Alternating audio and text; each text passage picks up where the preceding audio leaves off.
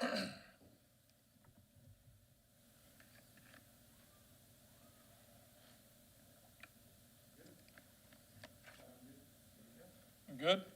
All right. Just completed our 5th practice of fall camp, first day in full pads. It's always one of my favorite days of fall camp. Good intensity. Really, I feel like we're off to a good start. This is a big week for us. We've got our first full scrimmage this coming Saturday, and really, 2 full weeks of fall camp here to go. So it'll be really important for us. I think the things that stand out to me is I can definitely tell our guys have put in a lot of time this summer, just overall conditioning, much better than what I can remember the last 2 years. And then the other thing that really stands out is just a noticeable improvement in overall depth at many of the positions where maybe in the past, we kind of had those frontline guys, but then it was a big drop-off. And still a lot of competition at several spots kind of going throughout fall camp, so that's always exciting and brings everybody's best each day. I've been pleased with both Timmy and Gary through the first 5 practices. I think they were both above 70% on completions through the first 5 practices, so really proud of that. Timmy's obviously worked hard this summer like we talked about, and I think just time in the film room feels a lot more comfortable with some of our offensive installation. He's had a really good beginning of fall camp. And then same thing with Gary, very accurate thrower, just has really good pocket presence and just kind of a maturity and understanding of what we're trying to do. So that's been a fun competition, watching those guys compete. And also Trey Marsh and Byron Brown have been improving as well. I think, biggest thing for me is, these, like I've talked about, these next 2 weeks, and just the physical nature, the mental toughness, physical toughness that it takes to show up each and every day to improve. And I'm excited to see the maturity of that with our team. So with that, I'll open it up for any questions. Just wanted to kind of see, you mentioned your position battles, just kind of wanted to see where the wide receiver room was at the moment. Saw Chopre, in that early period, get that first 2 reps. Just kind of where's everything at right now? Yeah, Latrell Williams is still battling some injuries different than his knee. He's got a hamstring, so he's out for a little bit. But both Chopre Brown and Yusuf Terry have been doing a really good job over there at the 2-man spot. Those have kind of been the main 2, and then with Latrell gets back. But, yeah, Chopre was a guy that, had some injuries coming in. When he first got here, he really, because of his knees or whatever, he couldn't even squat in the weight room in January. And I think he probably made it through about 2 spring practices. He was injured pretty much the rest of the time. And again, I think he's done a good job building his body up, and now being able to go 5 practices in a row and not just get through practice, but be able to get out there and make some plays. I've been pleased with that. And then also Yusuf Terry done a good job there. I'd say Joe has shown a big step of improvement from where he was in the spring. He's had a really, really good 5 days, and that's important to see from him.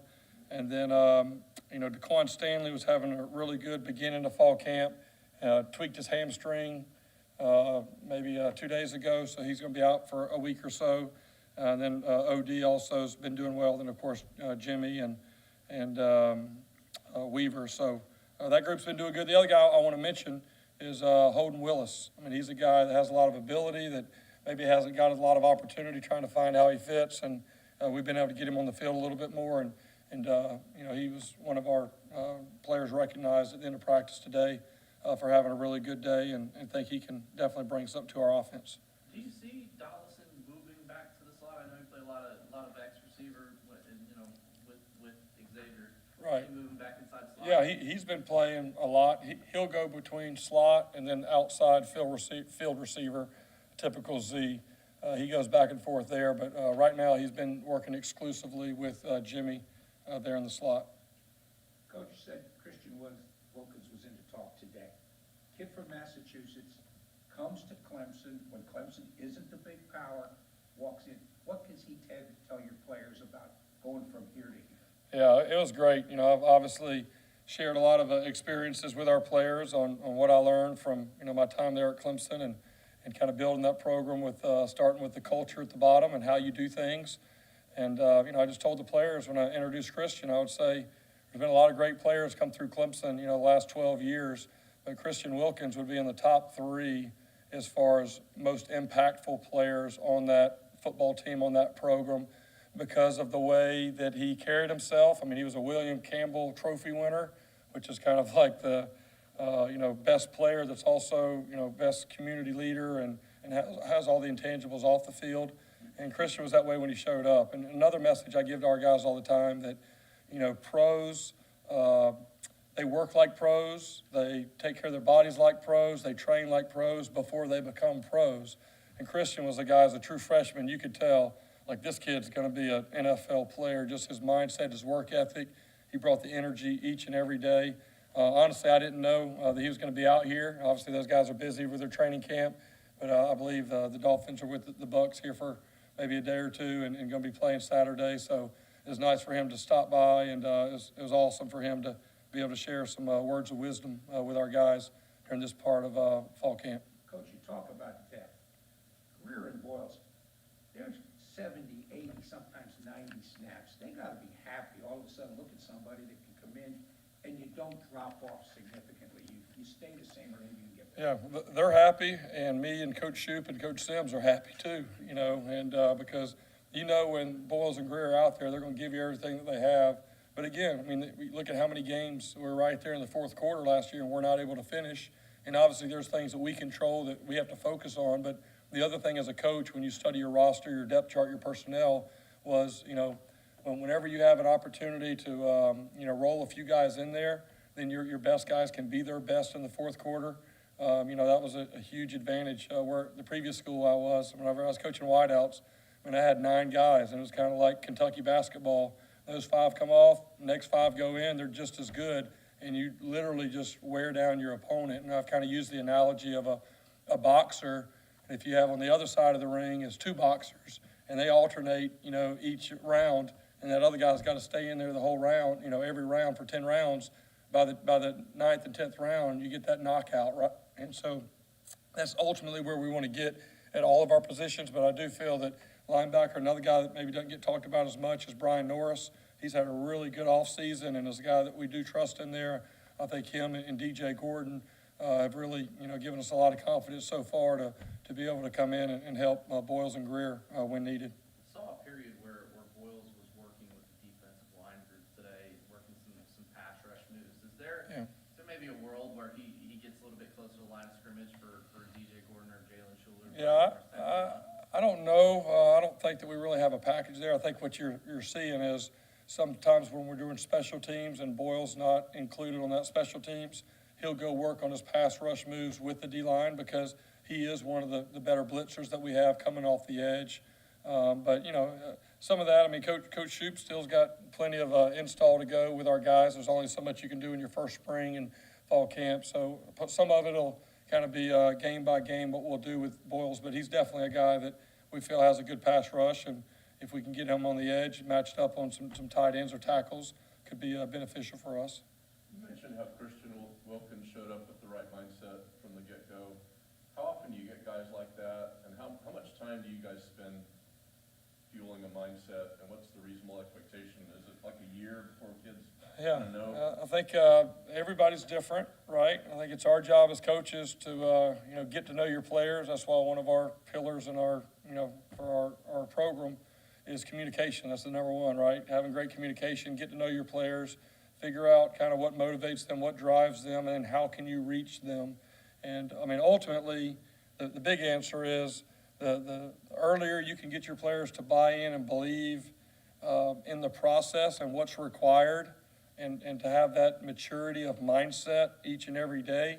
And you get a collective room doing that. That's how you elevate your program. It's easier said than done, but I would feel when I'm trying to share some of my optimism maybe of where we are, I kind of sense that among our team, among those seniors and juniors, those guys. So maybe that's the answer in 2.5, 3 years. It's kind of taken some of those guys kind of to get there. And for most guys, you have to go through that process, and you got to early on, you don't know what you don't know, right? You get there and you think it maybe just going to be easy or something, and then you kind of, fail a little bit. It's hard, and then you kind of work your way back, and then, very rarely do you have those guys that come in kind of day one mentality where they're ready to go. But Christian was one of those guys. Sammy Watkins was one of those guys.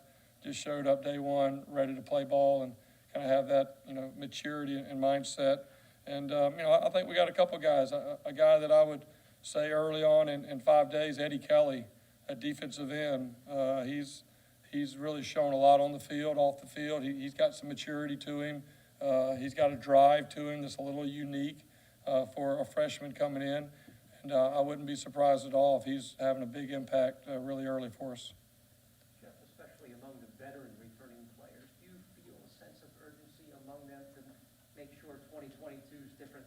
Yeah, I think I've sensed that from them in January, and that was kind of part of my message to them whenever they chose to come back is, don't come back unless you're coming back for a reason. I don't want you just to come back because you don't know what you're doing in life yet and you just want to come hang out for another year. If you're coming back, let's come back, on purpose and for a purpose. And so I've really seen that from that group in January, and I think that's why, I've seen, just overall winter workouts, spring ball, summer workouts, kind of been a little bit higher level of intensity, and I think that's led by those, 12 super seniors. And you, back in the spring, you spoke very highly of how all the new faces were gelling with the team and all that. Have you seen that on the field for the first week here? Yeah. I mean, it's a battle out there. I think, we're trying to make sure that we're getting good, intense practice, but not crossing over the line, right? And that was actually something I had Christian talk about, because obviously NFL, a lot of big men out there practicing against each other every day. And so how do you bring that intensity and that physical mindset, but also you're competing with your teammates and not, always against them, and that iron sharpens iron. And, that's kind of that fine line, and that's learning how to practice. I mean, my first 2 years, we'd be out there intensity, and then all of a sudden a fight breaks out, and you just kind of ruin the rest of the day because everybody's upset about something, and every period somebody's shoving somebody. And at the end of the day, you're not getting any work done, right? And so understanding how to do that. So I've seen progress there. And then I think also off the field. I mean, that's the great thing about fall camp. It's the 1-2 week window that the players have, that we have. We're around each other, whatever it is, probably 14 hours a day with no school, and it's just meetings, ball, sometimes team activities, those kind of things. And that's where you really kind of develop those bonds and relationship. Jeff, we saw last year, obviously Jimmy Horn could be an elite talent, saw it in drafts here and there. What do you see from him as he turns the corner for a second year? He's obviously changed his body. Can he be even more of a weapon for you this year? Yeah, absolutely. Jimmy, I would say probably about halfway through the season last year, it kind of all clicked for Jimmy, and he had a really good ending to the year.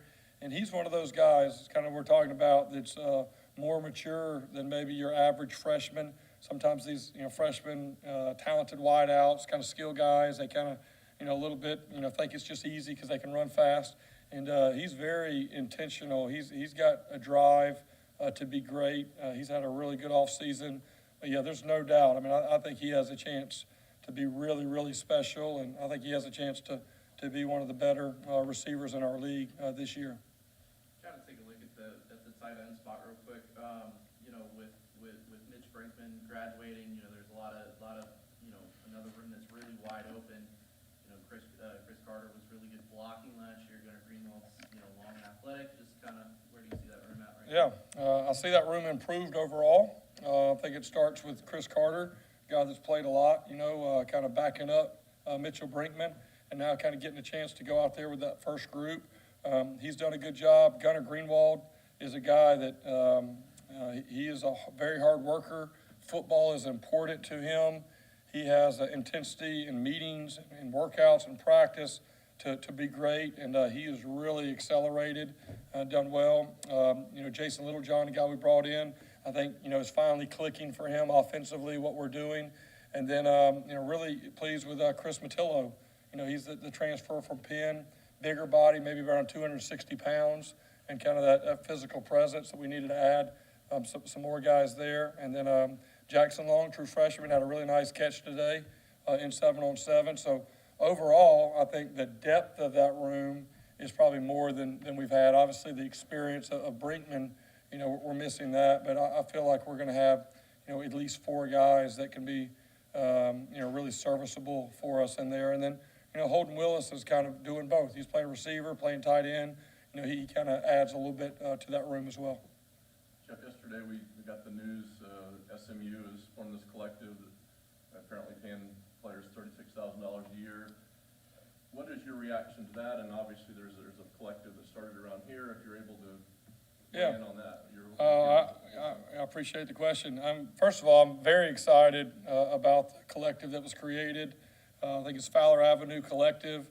The thing I love the most about it is that Matt Grothy is a part of it, and also Andrew Ketchell, former tight end. And so how cool is it to have your former players really stepping up and leading the way in this new environment? I mean, we got to face it. I mean, college athletics is completely, changing. And, a long time ago, which was a year and a half ago, it was all about facilities, right? And you're in this facilities race, right? And you got to give kudos to our administration. Starts at the very top with our board of trustees and President Law and Michael Kelly and everybody and our donors. And now we're sitting here. I peeked my head in that indoor, and it's going to be really, really nice, right? And so, a year and a half ago, that's what it was all about. It was the facilities. And now the game has completely changed. The number one factor on your future success, on bringing in talented players and retaining talented players, the very number one factor is going to be your NIL ability, bottom line. And, that's maybe not the way we always did it. It's definitely not the way we did it, maybe not what we like, but the people, the programs that can adjust their sales and look at it as a potential advantage, that's the way I'm looking at it. I'm glad that we're in an area like Tampa Bay, where we've got a lot of businesses, a lot of people, a lot of resources. We got a lot of alumni. I think for the very first time in college football, our fans and donors can legally have a direct impact on the level of our success. Where in the past they had to give money to facilities and hope that helped in recruiting and all of this. Well, this has quickly moved up to the number one factor. We had 2 young men that we recruited this spring that chose to go to schools that were in one conference below us. And it was because of what they were going to get. They were going to get $2,000 a month in the collective. And that was a conference below us. And we lost them here. So now for us to have our own collective that, our fans and donors can give money to, that can help support. I mean, for me, it's all about RDR, right? It's recruit, develop, retain, right? And now NIL is going to have a direct impact on recruiting. Now, you can't tell a kid, hey, if you come here, we're going to give you this. But what you are able to say is, here is our collective. This is what they did this past year for our players, right? And then also, if you don't have a collective or you don't have a strong one, then you say, sorry, we don't have that. And they choose their school based off of that. That's just a new reality.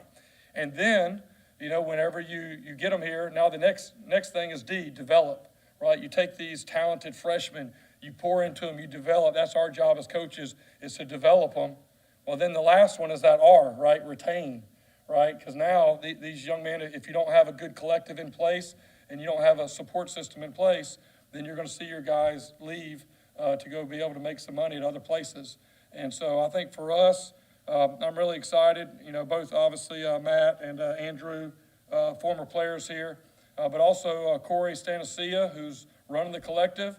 He's a USF grad. He was actually a video manager with the football team for 4 years, and he's the one really in charge of that collective. And he actually was one of the co-writers for the Florida bill. Him and Chip LaMarca were the ones that wrote the bill for the state of Florida that really pushed NIL to happen.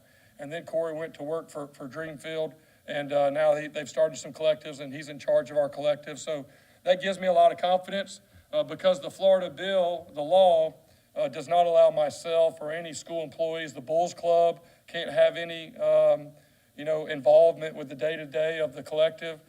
Myself, Michael Kelly, can't have any involvement of the day-to-day. So for me, the comfort level of former Bulls running that collective and knowing that our fans and donors now have one place to jump in and support, I'm optimistic about it. I know we're going to hear a lot of these numbers around the country. But I'm very optimistic with what we're going to be able to do in this Tampa Bay community. I mean, if we were able to raise $22 million to build an indoor facility, right, then we're going to be able to raise some and the reality is it's going to take that.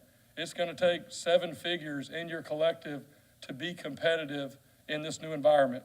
And if you don't, you have no shot. And, we've been talking about this break here in the next 3 or 4 years. There's going to be, Michael Kelly talks about this fault line that's developing right now, and it's going to kind of separate between, that top 64 group and that bottom group. And so I think that's why you're seeing the alignment we have in our leadership that's getting these facilities done, that's investing in a stadium, right, trying to show the vision of that. And I can't speak strong enough. I just met with President Law for about an hour and a half yesterday. I cannot speak strong enough about the commitment level that our university is making for athletics and for football. And now the NIL, it kind of gets, I always categorize things in 2 ways. What can I control each and every day with our team and our program? And that's how we train, how we practice, how we do what we do. And then you have the things you can't control. So the hardest thing for me as a coach is NIL goes in that bucket that I really can't control it because we can't have direct involvement. So that's a little bit difficult. But I'm very optimistic. I visited with Matt Grothe for a while and kind of what his intentions are. And I have no doubt it's going to take a little while as we kind of get going. But I have no doubt that our fans and our donors want to see us take that next step and move forward. And I think really the schools that are in kind of the stress zone of NIL are the schools in our conference. I mean, the people above us, they've got enough money from their TV money that they can tell donors to send that money over there because we don't need your money anymore. The people in conferences below us are so far from getting to that group, they're really not competing. But it's really the schools that are in our league that have a chance for upward mobility, and you're starting to see them with SMU. Memphis has some strong things going. Now we have this opportunity, and this is really going to be, our opportunity to show that we're not just trying to keep up, but we're trying to lead the way. And this is an avenue that's going to give us that opportunity. And but I can't stress that enough. It will be the number one factor in recruiting and retaining talent over the next 2 and 3 years. And the schools that are able to do that well will move up. And the ones that won't will move down. And I'm not sure if you don't make that jump or that bridge, I'm not sure in our lifetime that you'll be able to make that up. So I'm very optimistic, very excited about this collective. I've heard that there's been a really good response out there. And I have no doubt that we're going to see some big things come from that here over the next couple of years. There's been a lot of great players, but something about Matt, everybody responds to. He speaks to something that every USF fan seems to relate to. So having him as a face of anything, let alone that, how big is that, just having his name associated? Yeah, I mean, literally, when I think of kind of that prime time of our program, right? I mean, he was the quarterback, he was the leader, and when you watched him play, man, he just played with passion. I mean, he led the way. He just was fearless. And now, how many ever years later, whatever it is, 15 years later, he has that same passion for USF and that same passion to see football do well. And, he came up and spoke to our players, and I got him in there to talk to the quarterbacks, and not just about the NIL stuff, but really about, how do you lead, and kind of his example of what he did here and giving them some kind of a pulling the curtains back of what that experience was like. But yes, I have no doubt. I think, for a lot of fans, this NIL is so different, and so, there's a lot of questions out there exactly what it is. So to have a former player can kind of be that bridge to our current players, I think really brings a sense of validity to what we're doing, and especially because we're not, as coaches, we're not allowed to be out there and be the voice to push the collective. You want some of your former players. And I have a feeling there's going to be more former players that are going to get involved. I know we'll have some of the former players coming to a scrimmage here in another week or so, and I'm sure Matt will kind of get with those guys, and it'll be fun watching what they do with this collective. And, the former players always have come to me wanting to find a way to give back and what can they do. And so now this is a cool way for them to kind of be ambassadors for that, and a great message for our players, because I want our players. We got several guys here, that are going to go on and play in the NFL, are going to be really successful in life and business, and I hope they come back, because this NIL is not going anywhere. if you listen to the one consistent tune or one consistent message from all 5 or 6 commissioners last week during the media days, every single one of them said NIL is here to stay. Now, we're trying to figure out how to get some federal caps and all that, but it's here to stay. It's not this thing that's just going to be here for a year or two and move on. So I'm hoping that our current players can see our former players giving back, and when they graduate and move on, they'll be able to give back to that next group. So with the collective, I think the most interesting thing is that Dreamfield in particular was founded by 2 guys that played a lot of football in the American Athletic Conference between Mackenzie Milton and De'Aaron King. Just how important is that itself, and how does that add to Dreamfield's kind of, what they're trying to accomplish within schools within the American Conference? Yeah, well, I don't, again, I've just kind of had surface level conversations of just kind of hearing what they're doing. I don't really have a input to say who's going to do this and that. I think to me, the biggest thing, I mean, it's a new space.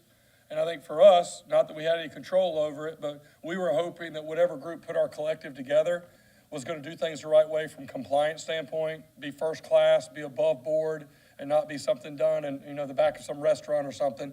And so I think for us, I'm very confident in that group and the people that I've talked to, Corey especially, who I've talked to, and kind of their examples of what they've done with some of the other collectives.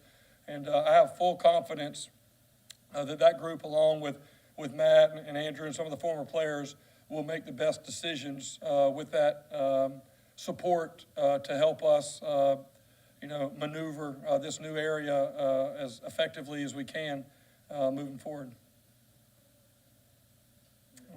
All right. Thank you. Appreciate it.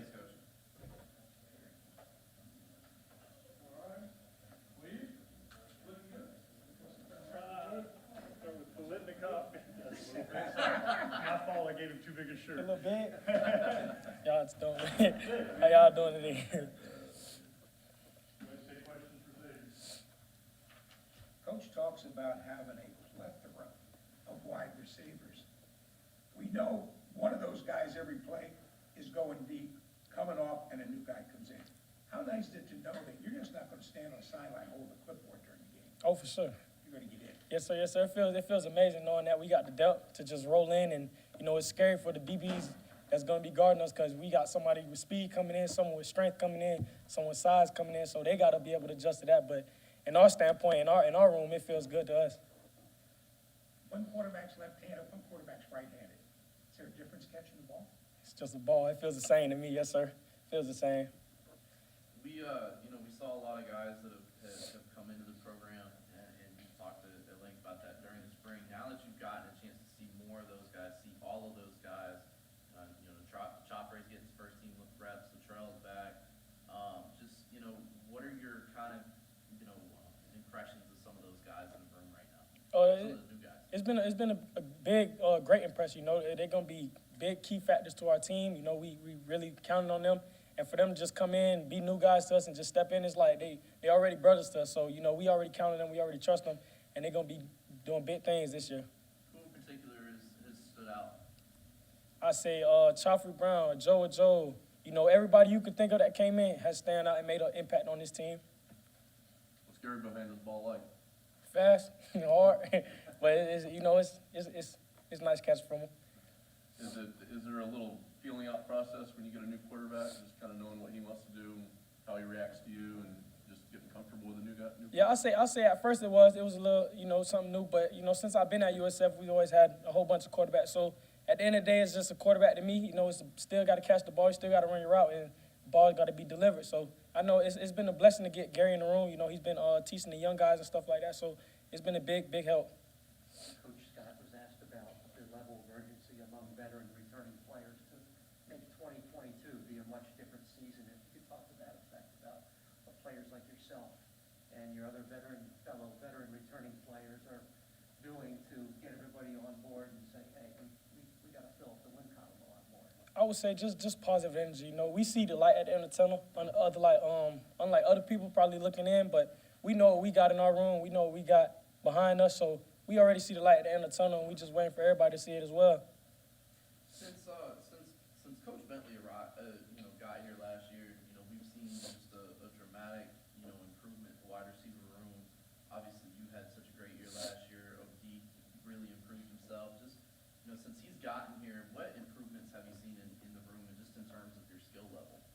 I'll say just details, you know. It really comes down to just the little details, little minute details, you know. It's nothing major, you know. I just say he's been real hard on details for us. You know, we've been doing the little things better, you know, if it comes to the top of the route or just eye placement or hands on the ball. So I would say just the small details. He has really, like, stood on that a lot. After watching Jimmy last year making big plays here and there, what's he capable of in his second year now as he improves his body and gets a year under his belt? I say anything and everything. Sky's the limit for Jimmy. You know, he's gonna play a big factor on our team, and he's scary to guard. He's gonna be a big impact on our team.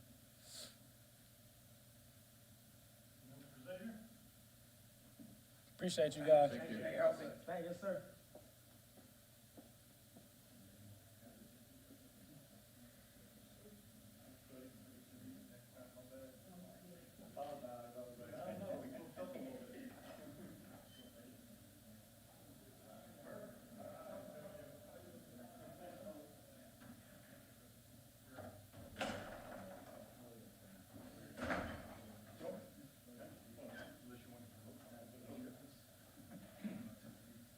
How y'all doing, man?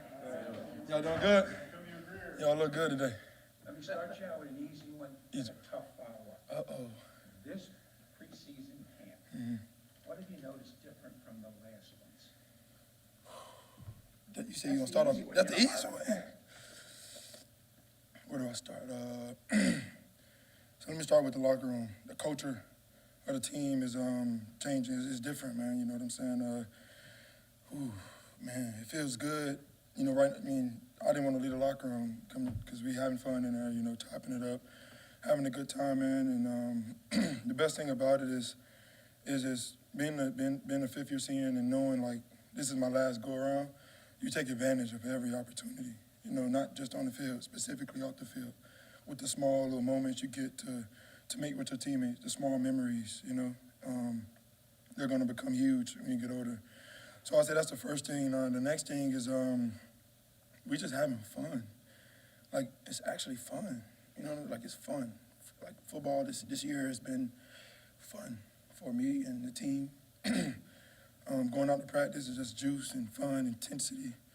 You know what I'm saying? It's just, this just feel different. You know, sometimes you can't explain a feeling when you feel a difference. You know what I'm saying? So, man, we've been having fun. It's been a good time spending time with my guys, you know what I'm saying, in meetings and grinding, and you know what I'm saying. Coach had his word grit, you know what I'm saying, just fighting through all the hard times. But man, the difference is just it's just more fun.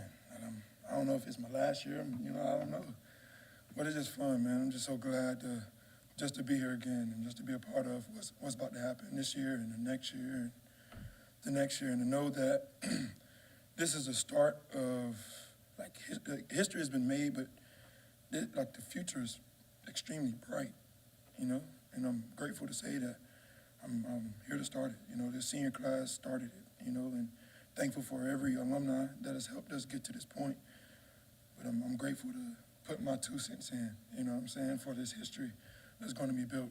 So it's good. You know, go out to practice every day, have a nice big indoor, and you just, every day they working and we working, they working and we working. So it's just a grind, and yeah. You're a warrior. No one will ever question that. You're playing 70, 80, 90 snaps. Now, there's a chance for you to get a little bit of a rest with people coming in and you're not dropping off. I know you want to be on the field every play, but to be fresher in the fourth quarter, how important is that going to be? Man, that's very important, man, and crazy that you talk about that because Coach Scott make us run gassers, or we get a chance to run gassers after practice, right when team period is over and when compete, you know what I'm saying? We did, short yardage, you know, 4 plays, you competing. Right after that, we get on the line and we run gassers, and the last one, we hold up force, like fourth quarter, because that's where the games are going to be won. We lost a lot of games last year in the fourth quarter, sometimes in the first, but we're going out to practice strong, and emphasis on finish. Big emphasis on finish, you know what I'm saying? So we run those gases at the end, and you give it all you got. Yep, you just came off the field, let's go to this line, and we're going to get these gases all we got. Because it may not be this time that's important, but come game 6, game 7, those gases are going to matter. You know what I'm saying? So, I mean, it's good. It's fourth quarter, man. It's and talking about depth, man. I mean, we got so much depth now. I don't know what to do with myself. It's good to have it, man. And we got DJ Gordon and Schuler that's coming in. And DJ Gordon, man, that guy is going to be. He has a bright future here at USF. Let me tell you that, man. I can't wait to see what he's going to do and help us this year. You know what I'm saying, man? Like a freight train. He's just violent. Just a violent guy out the field. I mean, on the field, man. He's tough, man. And, you know, Daquan, the young guy coming in, being here since a freshman, he's just working. You know, did a lot of good things today in practice, been showing up every day. And I'm just grateful to have those guys here, man, and see those guys coming out of this shell and, you know, working. And I'm glad to have them. You know what I'm saying? I'm not a selfish guy. We all going to eat together. You know what I'm saying? So that's probably the biggest thing, man. Just being grateful. Just take advantage of it, you know? Whose dog, was that your dog that you took to media day? I saw Yeah, the yeah, picture yeah. yesterday. Yeah, that's my little man. His name is King. Yeah. Yeah, his name is King. You, man, you've been so, you know,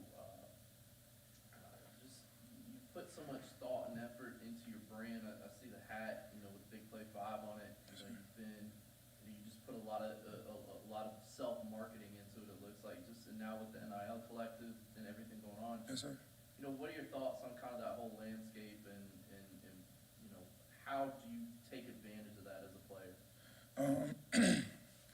I mean, just using my platform to, I mean, I'm not going to play ball forever. I'm not going to be here at USF forever. I'm not going to have this platform that I have forever. You know, I hope to sustain it, but it's not going to last forever. All good things come to an end. You know what I'm saying? So just being able to have this platform and being able to take advantage of it is probably one of the biggest things that I'm doing this year. And Coach Scott is helping us and do what he can, you know what I'm saying? And we have alumni coming back, pouring into us, you know, and that's probably like the greatest thing you see on Instagram with like Odell being in the locker room, you know, all that good stuff. And it's good to see, you know, guys like Matt Grothe come back and shaking his hand is huge. He's probably one of the best quarterbacks in our history. You know what I'm saying? And we won a lot of huge games. Like knowing our history makes what we're about to do even better. You know what I'm saying? And Coach Scott puts up videos and let us see what the old USF has done. You know what I'm saying? We're going to get back to that. Trust me, guys. We're going to get back to that real soon here. I promise you.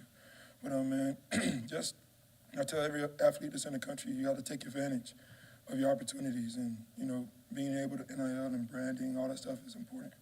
There's a lot of off-the-field stuff that y'all have to work on. It's bigger than football, man. It's so much bigger than football. And that's probably one thing that I realize is life is much bigger than ball. You know, from building relationships with the training room to the weight room. And Ronnie Hoggins was there at practice today, and, you know, he's doing so well for himself. He's cut his hair off. You probably don't even notice the guy. But when I came in, that was the dude. That was that guy. And everything that he taught me, man, I'm still learning. I'm taking and putting it to use to this day. So just taking advantage of my opportunities. And you've 20, 21 new faces, transfers, freshmen and all that. How is everybody gelling? It sounds like everything's going pretty well. Spring, summer workouts, and now early in the fall camp. There's no more transfers. We're just a team now. I don't look at it as guys transfer. I mean, yeah, they have. No doubt about it. You know, freshmen coming in, yeah, no doubt. You probably wouldn't notice any transfers. You come to our team, you go in the locker room right now, you wouldn't notice that there's 21, 22 transfers that came in. You wouldn't know when they came in, you know? So, I mean, it's really, man, they came right in and just bought in. You know, they came in and got right with the system. And that's a good job out of leadership and Coach Scott enforcing things. And those guys just coming in wanting to help us. That's probably the best thing, you know. We got so many guys that's going to help us this year. Like I talked about DJ Gordon and, you know, AB, Ray Thornton that's going to come in and just help us. Rashad Cheney's a huge one. Jatorian. Man, those guys are going to do some big things for us this year. So, I mean, it's really not much of I don't look at those guys as transfers anymore. They're family to me. You know, me and Rashad Cheney, we grew up together from kids. You know, so, I mean, there's not much transfers. It's a team. As USF, we wear that same logo. We put on the same uniform, we put on the same thing, man. So we're a team. Now that you've been working underneath him for, several months now, if you could talk about the energy and experience Coach Shoup brings to the Man. Hey, Coach Shoup is hilarious. Let me tell you first. Coach Shoup is a funny man.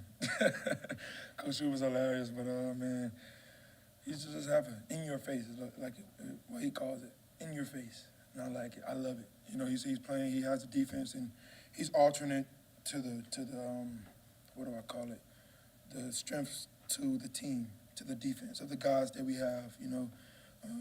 He's altering the defense to that, and that's how you build greatness. You know what I'm saying? Not just being stuck on one thing.